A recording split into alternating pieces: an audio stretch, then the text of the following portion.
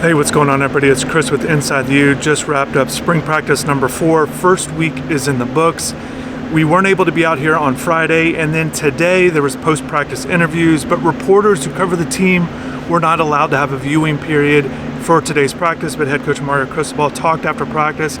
I already posted his video on the channel, so check that out, as well as 4 defensive players, and I want to talk about these guys, but Justin Scott, Armando Blunt, Chase Smith, and Xavier Lucas. I want to get into what they had to say, but first I just want to kind of go back a little bit on some things that I noticed in the practice that I was able to attend, talking with the tight end position. And look, it kind of starts with Elijah Lofton. Shannon Dawson mentioned he feels like he took another step this year after last year.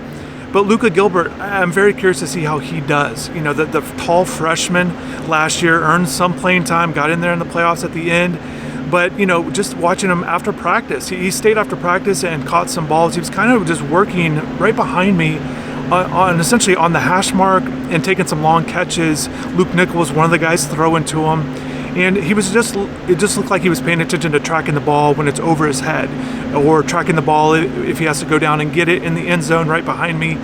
Things like that I think are important. I think the tight end position got away from it last year in terms of some overall production stuff, but obviously the offense was able to perform well. But I think this year could be a year that they definitely need to get the tight ends to be more productive. And with Darian Mensah, he was a guy, just looking back on his time at Duke last year, his time at Tulane, he's a guy that throws to the tight ends. And I touched on it earlier this week, talking about the short game, but I was really talking about the wide receivers, but I think the tight ends are going to be involved as well.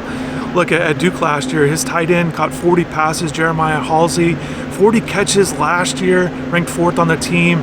You know, going back to Tulane, you know, Alex Bauman, who was here at Miami, that was his tight end, you know, the 7 touchdown season the year before. So Darian's a guy that throws the ball to the tight ends, and I think they're going to want to get them more involved. I think when they look at this team, that could be a way to improve, with the offense, if somehow they can kind of get the tight ends more involved. But certainly tight ends have to do their part. And it's not just, with Luka, Luka and Elijah are the headliners. Those are your top 2 guys, but Jackson Carver coming back from an injury, is Jack Nichols, is he going to be able to be a factor at all? Or are they going to look at these freshmen? Israel Briggs, a guy there, but Gavin Mueller was a top 10 tight end in his recruiting class.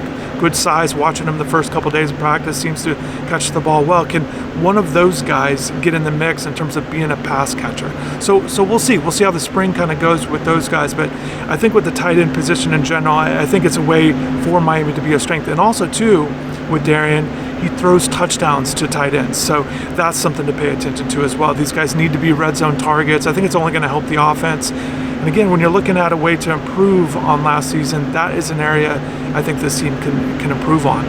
And speaking of improvements, Justin Scott, this is going into year 3. I think he's made, improvements each year. And I think this is a year where you're looking at him. Can he be one of those top defensive tackles in the ACC?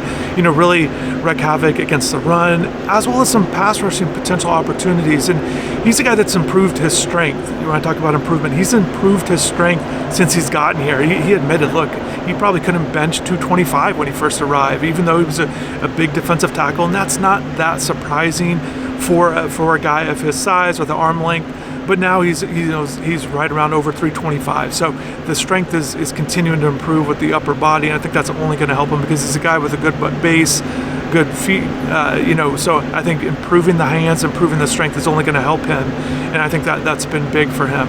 Chase Smith is certainly looking forward to his opportunity. As I mentioned earlier this week, it looks like he's going to be slotted in there with that second linebacker spot, filling in for Wesley Bassint, be one of those starters along with Mohamed Torrey. So Chase is certainly excited. Good to see him back out here again. He's went through a lot, but he continues to persevere, and now he's got this lead opportunity to have with this team, and this is exactly what all players want, regardless of how you get there. With all the ups and downs of a player's career, this is what you want. So Chase looking forward to taking advantage of that.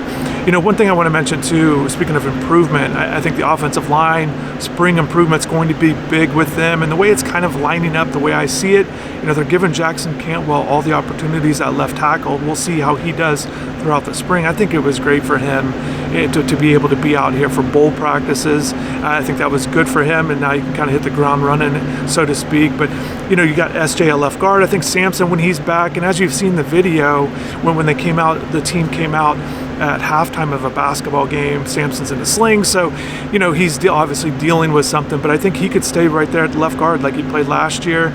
If they don't want to move him at center, Ryan Rodriguez expected to take over there at center, and kind of a guy to pay attention to, or a young guy, Max Buchanan. How's he going to do there at right guard? How's he going to do after last year as a freshman, getting some good reps at the end of games, or when games get out of hand? But he's just a guy that to pay attention to as a young guy. And then you got Matthew McCoy going back out to right tackle, as I've already mentioned. So that's kind of how it lines up as of now.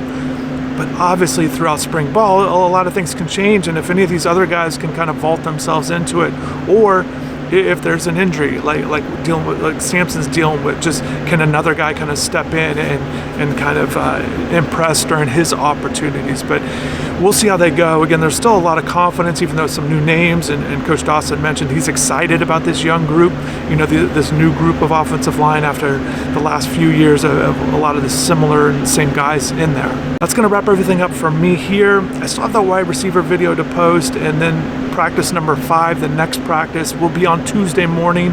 Hopefully be able to be out here, hopefully be able to get a viewing period, and as always, hopefully able to show you guys some more video of this team and how they're doing. But week 1 already in the books. Again, 4 weeks. They'll wrap up April 18th with the spring game. Drop in the comments below. I've only touched on a few positions. I didn't want to go too long today, especially because, again, reporters were not able to be out here.